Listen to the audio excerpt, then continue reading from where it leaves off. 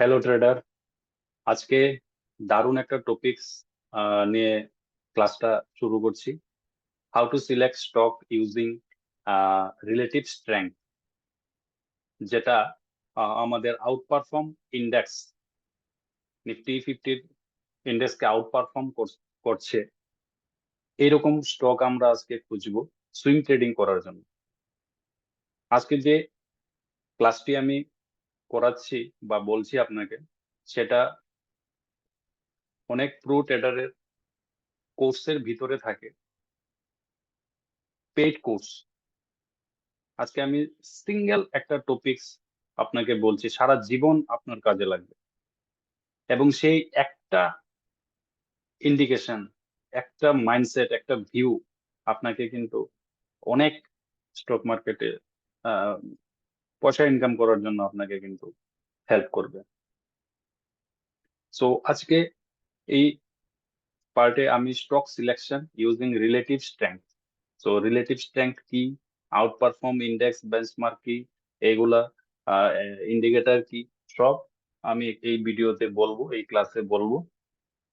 আপনি শুধু আহ, ভালো করে আজকের ক্লাসটা করুন, আহ, দেখুন, বুঝুন, দেখবেন আহ, অনেক কাজে লাগবে আপনার। তো ট্রাই করব আমি একটু ধীরে বলার, একটু স্লো স্লো বলার। কারণ অনেকেই আমাকে বলে যে উম, একটু স্লো ইয়ে করার জন্য, বুঝতে সুবিধা হয়। তো অন্য কোনো পার্ট আমি আজকে কভার করব না, আমি শুধু আজকে ফিক্স থাকবো এই রিলেটিভ স্ট্রেংথ।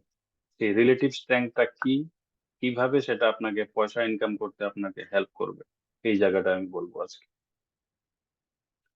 তো স্টক সিলেকশন করার জন্য অনেকগুলা প্যারামিটারই থাকে, তার মধ্যে রিলেটিভ স্ট্রেংথ হচ্ছে একটা স্ট্রংগেস্ট। ব্রেকআউট থাকে, মুভিং এভারেজ স্ট্র্যাটেজি থাকে, বিভিন্ন প্যাটার্ন স্ট্র্যাটেজি থাকে, এম প্যাটার্ন, ডাব্লিউ প্যাটার্ন, বা আরো বিভিন্ন stock pattern, pole and flag pattern, pullback. তো এই সবগুলা প্যাটার্ন এবং বাকি স্টক সিলেকশনের যে চার পাঁচটা আরো আছে, সেগুলোও আমি বলবো। টোটাল চারটা স্ট্র্যাটেজি আমি বলবো কিভাবে আপনি স্টক সিলেকশন করবেন। তো আজকে যেটা বলছি আমি, সেটা হচ্ছে বেস্ট, টপ। তার মানে যে চার পাঁচটা আরো আছে সেগুলোও কিন্তু বেস্ট। তো এই সমস্ত জিনিস যখন আপনি একসাথে জানবেন এবং একসাথে আপনি অ্যাপ্লাই করবেন, আপনার ডিসিশনটা কিন্তু স্টক সিলেকশনের ক্ষেত্রে ভালো হবে। তো আজকে আমরা ফোকাস করছি শুধু relative strength. Relative strength, relative strength বোঝাই যাচ্ছে তার নাম থেকে যে রিলেটিভলি সেটা কতটুকু তার মধ্যে শক্তি আছে। একটা আইডিয়া, একটা বেসলাইন, একটা বেঞ্চমার্ক উপর নির্ভর করে আপনার রিলেটিভ স্ট্রেংথ এই স্টকটা কতটুকু, সেটা কিভাবে আমরা দেখব। তো প্রথমে আমি এখানে যে চার্ট চার্ট একটা আছে, নিফটি মিডিয়ার একটা চার্ট আছে, যাই হোক চার্ট নিয়ে কোনো সমস্যা না। যেটা বলছি হলো যে এখানে একটা চার্ট আছে আর নিচে একটা ইন্ডিকেটর লাগানো আছে, সেই ইন্ডিকেটরটার নাম আপনি পেয়ে যাবেন রিলেটিভ রিলেটিভ স্ট্রেংথ বলে। এই যে রিলেটিভ স্ট্রেংথ ইন্ডিকেটরটা আপনি ট্রেডিং ভিউ সফটওয়্যারে আপনি অ্যাভেলেবেল পাবেন। বাকি ব্রোকারের সাইটে আছে কিনা আমি কনফার্ম না, দেখে নেবেন, আমি শিওর না। ট্রেডিং ভিউতে আছি, ট্রেডিং ভিউতে ডেইলি টাইম ফ্রেমে আছি, প্রত্যেকটা ক্যান্ডেল একদিনের করে আমাকে দেখাচ্ছে। নেক্সট হচ্ছে আমার শর্ট অ্যান্ড লং যে ইয়েটা আছে, সেখানে আমি ইন্ডিকেটরের সেটিংস এ গেলাম। ইন্ডিকেটরের সেটিংস এ গিয়ে আপনি ইনপুটের সোর্সটা রাখবেন ক্লোজ, এবং কম্পারেটিভ যে সিম্বল যার সাথে আমরা রিলেটিভলি কম্পেয়ার করছি, রিলেটিভ মানে কম্পারিজন করছি আমরা, তো কম্পারিজন করছি আমরা ইন্ডেক্সের সাথে, সেটা নিফটি ফিফটি। নিফটি ফিফটি হচ্ছে সবচেয়ে সবসময় আমি নিফটি ফিফটির কথা বলি নিউ কামার্সের জন্য। এটা হচ্ছে একটা ইন্ডিয়ার বেঞ্চমার্ক। গ্লোবালি আমেরিকায় বসে যে ট্রেড করছে, জাপানে বসে যে করছে, জার্মানিতে বসে যারা ইন্ডিয়ান মার্কেটকে দেখছে, তারা কিন্তু একটা একটা করে স্টক দেখবেন। তারা কিন্তু শুধু আলোচনা করবে নিফটি ফিফটি কোথায় আছে দাঁড়িয়ে। যেরকম আমেরিকান মার্কেটে দাউ জোন, নাসডেক, জাপানের নিকেল, এইগুলা ইন্ডেক্স, ইন্ডেক্সটাই আমাকে তার স্ট্রেংথ শো করবে যে নিফটি ফিফটি কোথায় দাঁড়িয়ে আছে। নিফটি ফিফটি কোথায় দাঁড়ানো আছে তার স্কেলটা যদি আমি জানি, আমি সারা ইন্ডিয়ার বাকি স্টক গুলা কি কন্ডিশন, কোথায় আছে, কোথায় থাকতে পারে, সেগুলো আমি কিন্তু মোটামুটি আইডিয়া করতে পারবো যে কি পজিশনে দাঁড়িয়ে আছে। তো বেঞ্চমার্ক ইন্ডেক্স, আমি নিফটি ফিফটির ইন্ডেক্সটা আমি এখানে দিলাম, তার সাথেই আমরা কম্পেয়ারটা করব। সেটা হচ্ছে আমার সূচক। সো এখানে দিলাম নিফটি ফিফটি, আর শর্ট যে ইয়েটা সেটা আমি 65 রাখলাম। 123 দিয়ে আরেকটা লং রিলেটিভ স্ট্রেংথে আমরা বলবো, সেটা আমরা একটু পরবর্তী সময় আমরা দেখবো, এখন সেটা বলছি না। সো 65 আপনি সেটিং এ রাখবেন, স্টাইলে যাবেন, স্টাইলে গিয়ে জিরো লাইনটাকে আমি ব্ল্যাক রাখলাম, এবং শর্ট রিলেটিভ স্ট্রেংথ যে লাইনটা সেটাকেও আমি ব্ল্যাক রাখলাম। আর লং এর আমার এখন দরকার নেই, লংটা আমি এখন তুলে দিলাম। তো একটা ব্ল্যাক স্ট্রেট লাইন আর একটা রিলেটিভ স্ট্রেংথ এর একটা লাইন চার্ট, লাইন চার্ট দেখা যাচ্ছে একটা। সেই লাইন চার্টটা হচ্ছে আমার শর্ট রিলেটিভ স্ট্রেংথ, যেটার ইনপুট আমি দিয়েছি এটা standard. Pro trader, professional, super expert, তারা প্রত্যেকেই সেটাকে 65 ধরে কাজ করে। এবং দেখা যায় যে 65 রিলেটিভ স্ট্রেংথটাকেই পয়সা ইনকাম করার জন্য এবং মার্কেটের দারুণ একটা বুলিশ মুভ ট্র্যাক করার জন্য সেটা 65 চলে আসছে। সো আমি এটাকে আর চেঞ্জ করছি না। আমি 35, আপনি 35-40 লাগিয়ে দেখতে পারেন। সো বেসিক স্ট্যান্ডার্ড আমি একটাকেই ফলো করবো, one one set up, this is 65। আবার বলে বলি, এটা কিন্তু পয়সা দিয়ে কিন্তু এই লার্নিংটা কিন্তু আপনি অন্য কোর্স থেকে আপনি কিন্তু এটা আজকের ক্লাসটা কিন্তু দেয় অন্যরা। আজকে কিন্তু আপনি কিন্তু একটা দারুণ কিন্তু একটা ক্লাস পাচ্ছেন ফ্রিতে। এই ভূত আপনার মাথা থেকে নেমে যাবে যে কিভাবে আমি স্টক সিলেকশন করব, এই ভূত আর থাকবে না। হাউ টু সিলেক্ট বেঞ্চমার্ক আমার 65 মোটামুটি। আমার সামনে দিস ইজ দা আজকের টপিকস, চার্ট, স্ট্যান্ড, বাস, রেডি। আমরা সেট আপ রেডি। এবার আমরা কাজ করব, দেখ কি দেখ।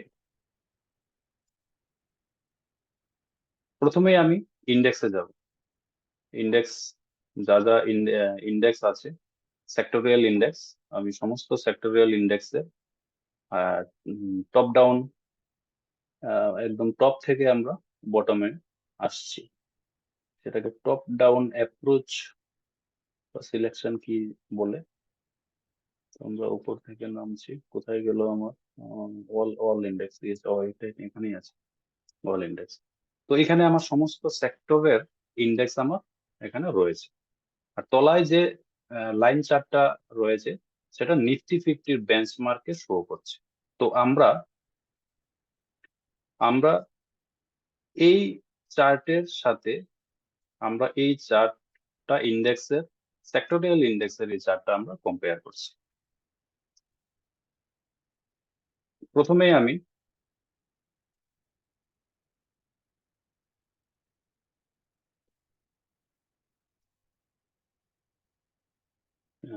CNX, CNX IT, CNX IT chart আমার সামনে আছে। এটা, সেটা হচ্ছে আইটি ইন্ডাস্ট্রি সেক্টরিয়াল চার্ট।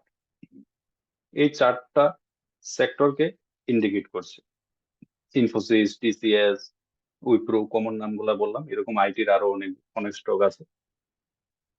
সেই সমস্ত স্টকের আইটি সেক্টরে যতটা আইটি স্টক আছে তাদের আহ, প্রত্যেকের অ্যাভারেজ সেই সেক্টর রিপ্রেজেন্ট করছে এখানে।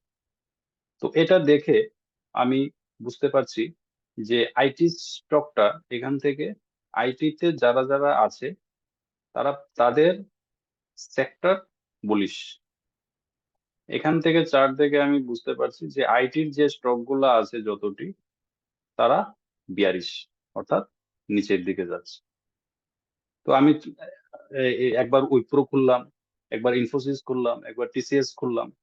সো আমি এটা দেখে কিন্তু আমি বুঝে গেলাম যে আইটির অবস্থাটা কোথায় দাঁড়িয়ে আছে। Daily time frame, daily time ফ্রেমে আমি আইটি কে দেখছি। তো আইটি সেক্টরের চার্ট দেখে আমি এতটুকু জায়গা আমি বুঝলাম। এইবার হচ্ছে যে আইটি সেক্টরের স্টকের সাথে আমার রিলেটিভ স্ট্রেংথ নিফটি ফিফটির অবস্থাটা আমি কিভাবে দেখব। নিফটি ফিফটির অবস্থাটা আমি দেখবো এখানে। আমাকে খেয়াল করতে হবে যে এই যে জিরো লাইনের উপরে 65 রিলেটিভ স্ট্রেংথ যদি থাকে, তাহলে এই স্টকটা ইন্ডেক্সকে বিট করছে, that is out perform of Nifty 50 stocks. That means এই জায়গাতে, এই জায়গাতে যখন আমার 65 আছে, তার মানে আমার স্ট্রেংথ শোটা ভালো হচ্ছে।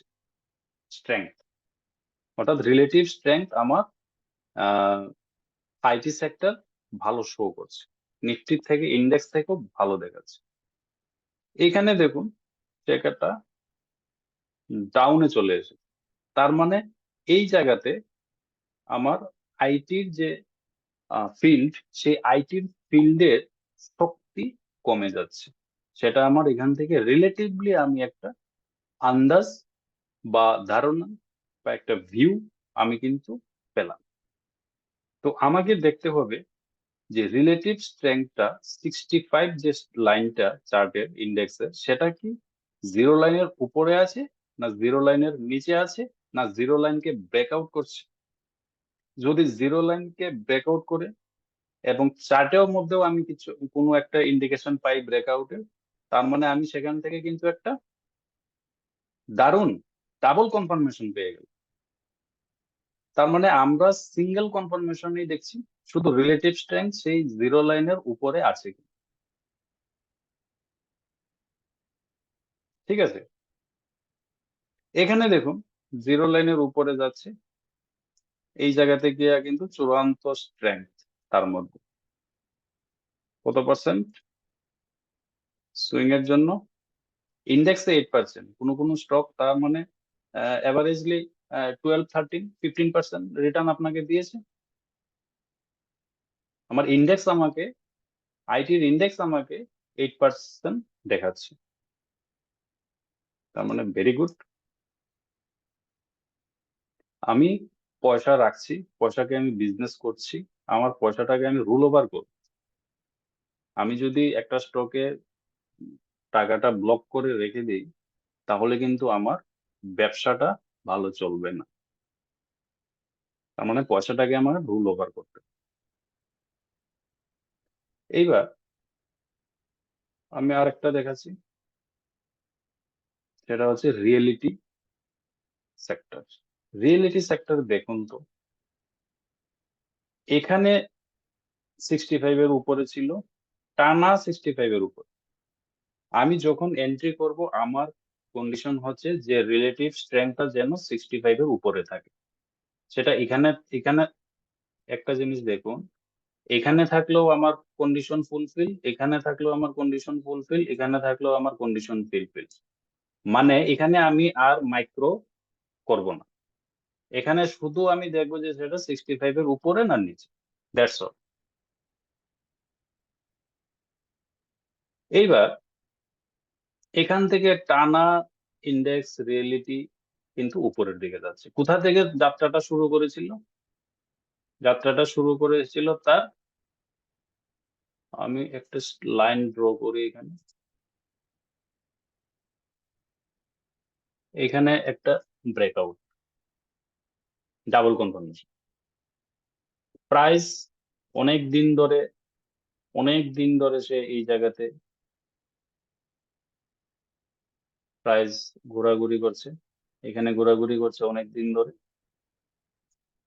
এখানে এসে একটা ব্রেকআউট আসলো, ব্রেকআউট এসে একটু ফল করে আবার উপরের দিকে কনফার্মেশন দিল, আবার সাপোর্ট নিয়ে এখান থেকে সেটা সে চলা শুরু করলো। এটা হচ্ছে আমার ব্রেকআউটের হিসাবে যদি আমি দেখি। কিন্তু ওই সময় যখন ব্রেকআউট দিচ্ছে তখন কি রিলেটিভ স্ট্রেংথ কি 65 এর উপরে? উত্তরটা ইয়েস। মানে আমি এখানে এখানে এখানে এখানে এখানে যে কোনো জায়গাতে কিন্তু আমি এখানে এন্ট্রি নিতে পারি। মোটামুটি এখানে আমাকে টোটাল সে আমাকে এই স্টকটাকে সিলেকশন করার জন্য আমাকে কিন্তু সে 59 বা 68, প্রায় 68 ট্রেডিং ডেজ, মানে 68 ট্রেডিং ডেজ, অলমোস্ট 3 মাস। সে 3 মাস কিন্তু আমাকে সময় দিয়েছে যে ভাই আমি কিন্তু উপরে যাওয়ার জন্য তৈরি। 3 মাস আমাকে সময় দিয়েছে এন্ট্রি করার জন্য। Relative strength.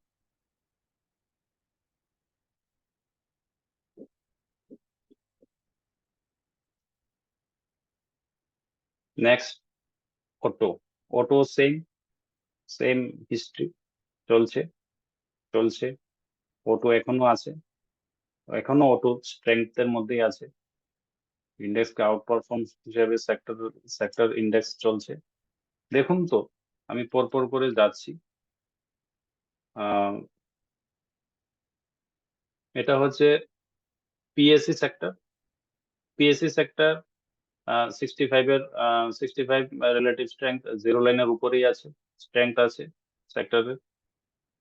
ফাইন্যান্সিয়াল সার্ভিস দেখুন, জিরো লাইনের নিচে স্ট্রেংথ। কোথাও যেন মনে হচ্ছে স্ট্রেংথ নেই, তার মধ্যে ভরসা করতে পারছি না যে সে এখান থেকে উপরে যাবে। তার মানে এই সেক্টরটাই আমার ফোকাসে থাকবেন। CNX 500, metal. মেটাল দেখুন কি অবস্থা, এখান থেকেই কিন্তু সে শক্তি, অনবরত তার কিন্তু শক্তি কমে যাচ্ছে 65 এর নিচে। তার মানে মেটালের আমি কোনো স্টক আমার রেডারে আসবে না। Sensex, private bank, private bank same same অবস্থা, আমার রেডারে এখন আসবে না। প্রাইভেট ব্যাংকের কোনো স্টক নিয়ে আমি এখন ঘাটাঘাটি করবো না, কারণ সেক্টরেই ভালো চলছে না। তো যার সেক্টর ভালো চলছে না তার স্টক দেখার আমার কোনো ইন্টারেস্ট নেই। নিফটি ফিফটি তো আছে, এটা কি দেখছি আর। নিফটি মিড ক্যাপ দেখুন তো, দারুণ জায়গায় mid cap. Nifty fifty index কে বিট করছে মিড ক্যাপ, অর্থাৎ মিড ক্যাপে আপনি টাকা রাখলে নিফটি ফিফটি থেকেও আপনি বেশি পয়সা রোজগার করবেন, এবং আপনার chances of probability of making money is higher than other. খুব মনোযোগ দিয়ে দেখবেন, এই আজকের একটা ক্লাস আপনাকে সারা জীবন পয়সা দেবে।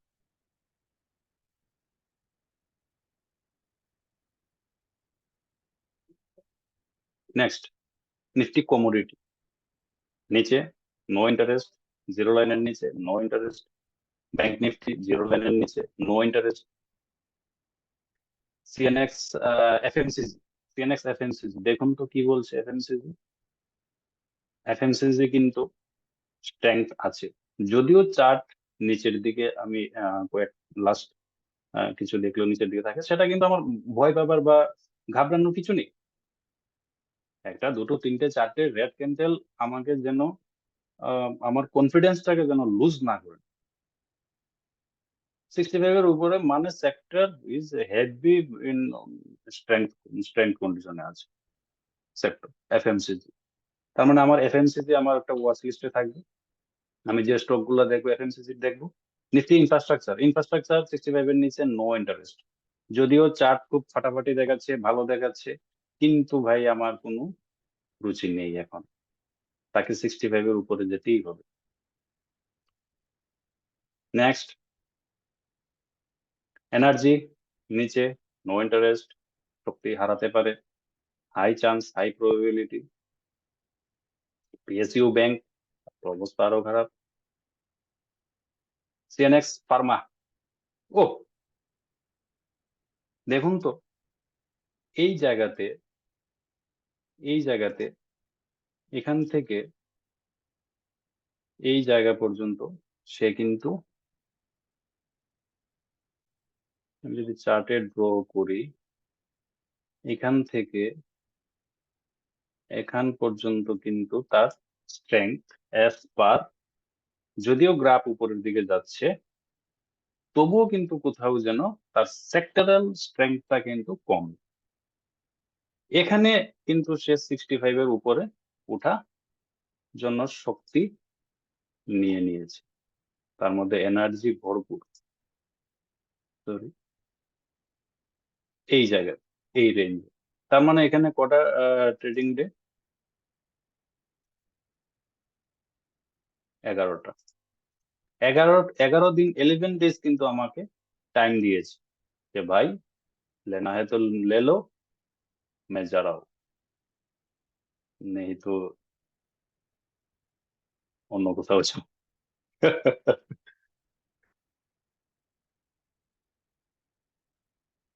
কোনো এক্সপার্ট আপনাকে কিন্তু, আপনি এক্সপার্ট হয়ে যাবেন। নেক্সট, ইন্ডিয়া ভিক্স কি দেখছি, সেটা ভোলাটাইলিটি ইন্ডেক্স, সিএনএক্স আইটি। তো আইটি, আইটি আছে, আইটি কে আমরা এখন রাখতে পারি। আইটি রিয়েলিটির না, এখন না, আর কিছুদিন দেখবো।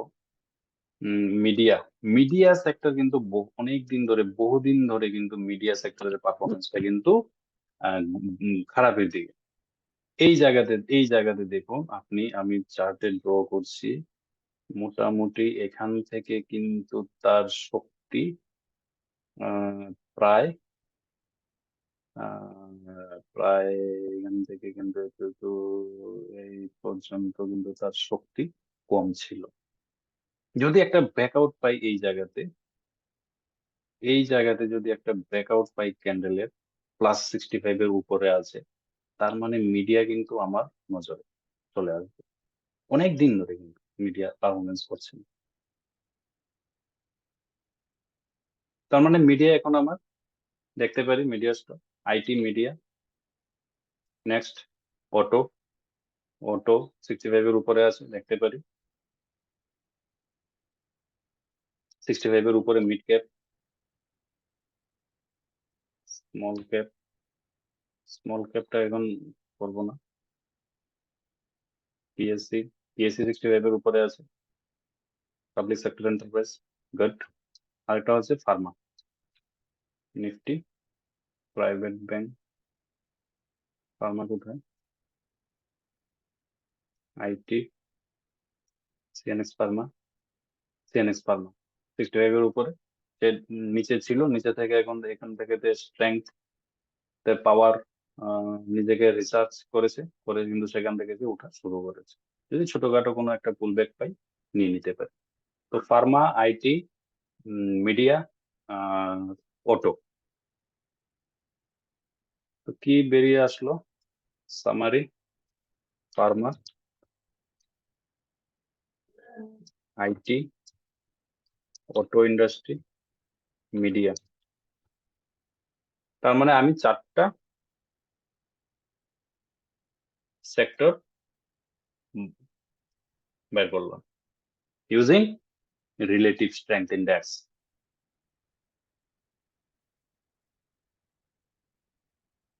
দারুণ, অনেকটা পরিশ্রম কমে গেল। স্টক আর একটা একটা করে দেখতে হচ্ছে না, আমি সেক্টর দেখে আইডেন্টিফাই করে বের করে নিয়ে নিলাম। তার মানে আগামী কতদিন, মাস দুয়েক, একটা সাইকেল, 3 মান্থ, 3 মান্থেরই তো থাকে, 3 মান্থের একটা সাইকেল থাকে, কোয়ার্টার রেজাল্ট। 3 মান্থের মধ্যে আমি কিন্তু আগামী 2 মাসের জন্য কিন্তু আমি রেডি। আমার যা স্টক আসবে সব এই সেক্টর গুলো থেকেই আমাকে কিন্তু আমি বাছাই করব। এইবার এক্সাম্পল, আমি একটা স্টক দেখছি শুধু ফার্মা, বাকিটা আপনি হোমওয়ার্ক করবেন। এবার আমি ফার্মাতে কি কি স্টক আছে আমি যাব। ফার্মা, ফার্মা ওয়াচ লিস্ট আছে কি আমার কাছে? হেলথ কেয়ার 20টা, ফার্মা ফার্মা ফার্মা, ইয়েস। তো আমি এবার চলে গেলাম ফার্মাতে, আমি ফার্মা সেক্টরের স্টক দেখছি, আপনি বাকিগুলো হোমওয়ার্ক করবেন।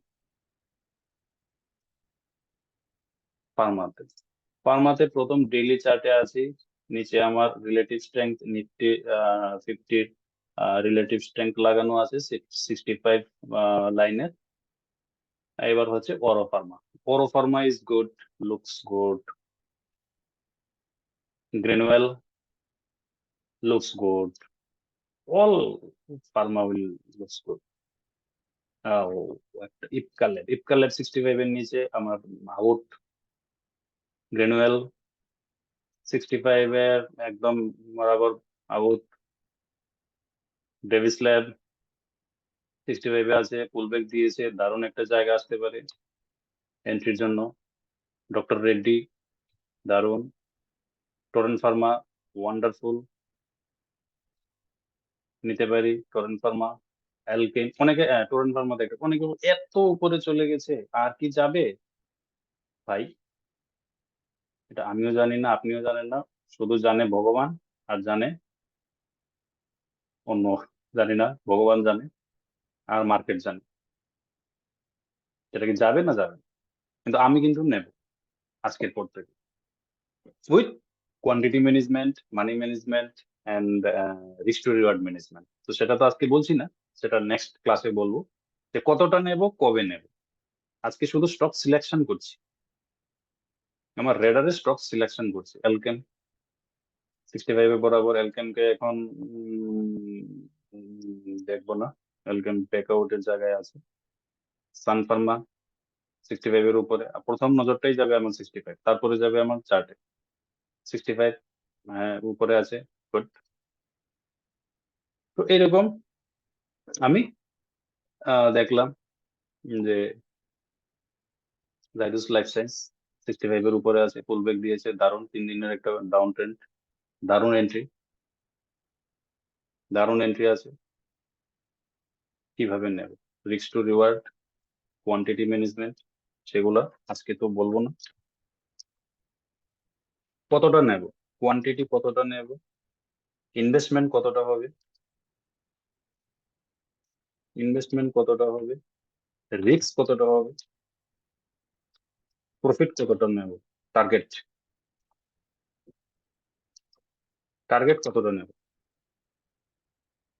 জাইডাস লাইফ সায়েন্স ফার্মা স্টকের নিয়ে, সেটা নেক্সট ক্লাসে হবে। সেটা এটা লেংদি ক্লাস হবে, অনেক লম্বা হবে, অনেক কিছু জিনিস আছে এখানে। তো আজকে শুধু সিলেকশন। তো ফার্মাটা আমি বললাম, অটো আপনি চেক করবেন, আর আইটি, আইটি স্টক আপনি দেখবেন। আর কি হলো, রিলেটিভ স্ট্রেংথের উপর আমি কতদিনের জন্য আমি নেব সেটা গড নোস। এন্ট্রিটা আমি কিভাবে করব, এন্ট্রির পজিশন কতটা হবে, রিস্ক কতটা নেব, টার্গেট কতটা নেব, স্টপ লস নিয়ে কোথায় বেরিয়ে যাব, টার্গেট নিয়ে কখন বেরোবো, সমস্ত কিছু ডিটেইল ক্লাসে পড়ে হবে। তো আজকে আপনার মাথা থেকে এই জিনিসটা আপনি অনেকটাই হালকা হয়েছেন আমি জানি। এই ভিডিওটাকে ভালো করে দেখবেন, খুব আহ, উম, এই ধীরে ধীরে দেখুন, বোঝার চেষ্টা করুন, আর প্র্যাকটিস করুন। Sectorial index, M pattern, W pattern, pole and flag pattern, এগুলা কিছু আরো প্যাটার্ন আছে, সেগুলা পরে বলবো। তো মোটামুটি আপনি 3-4টা প্যারামিটার নিয়ে যখন আপনি একটা স্টক সিলেকশন করবেন, তখন কিন্তু সেই স্টকে আপনি ইন্ট্রাডেও করতে পারেন। কারণ আপনি যে স্টকটা যে পদ্ধতিতে সিলেকশন করেছেন তার মধ্যে শক্তি আছে, সেটা প্রমাণ হয়েছে। হাজার হাজার স্টক থেকে আপনি 4-5টা সেক্টর নিয়ে, 2টো সেক্টর নিয়ে 3টে 4টে স্টক বাছাই করেছেন, তার মধ্যে শক্তি আছে। তো আগামী 10 to 15 days আপনি ওই স্টকে সুইং করবেন, ওই স্টকে ইন্টারডে করবেন, ওই স্টকেই আপনি অপশন হলে অপশন করবেন। এই 4-5টা স্টকের মধ্যে কিন্তু আপনার আগামী 15 days এর কাজ কিন্তু আপনার রেডি। প্রত্যেকদিন আপনাকে দেখতে হবে না আজকে এইটা, কালকে এইটা, পরশু এইটা, না এটা করবেন, মাইন্ডসেটটা নষ্ট হয়ে যায়। তো আজকের এই ক্লাসটা আর লেন্দি করছি না, এখানে এই ক্লাসটা শেষ করছি। ভিডিওটা অবশ্যই ভালো লাগবে, আমি শিওর। এরকম ভিডিও আপনি ইউটিউবে কোথাও পাবেন বলে আমার মনে হয় না। আর আমাদের ইউটিউব যে চ্যানেলটা আছে, ত্রিপুরা ট্রেডার, ত্রিপুরা ট্রেডার্স এই চ্যানেলটাকে আপনি সাবস্ক্রাইব করবেন এবং আপনার ফ্রেন্ড সার্কেল তাদেরকেও আমাদের এই ত্রিপুরা ট্রেডারের সেই জায়গা চ্যানেলটাকে সাবস্ক্রাইব করার জন্য বলবেন, শেয়ার করবেন। এখানে আমরা অনেক কিছু জিনিস আপডেট করছি, দিচ্ছি, যেটা আপনার ডেফিনেটলি কাজে লাগবে। এবং লাইভ ট্রেডিংও আমরা করব। কোথায় কোথায় আপনার সমস্যা হচ্ছে, কি জায়গায় আপনার সমস্যা হচ্ছে, আপনি কমেন্টে জানাবেন, অবশ্যই লিখে জানাবেন। এবং আমি আপনার জন্য সেই টপিকস এর উপরে সেপারেট ভাবে আপনাকে আমি গাইড করবো। সো আজকে এখানে, গুড নাইট।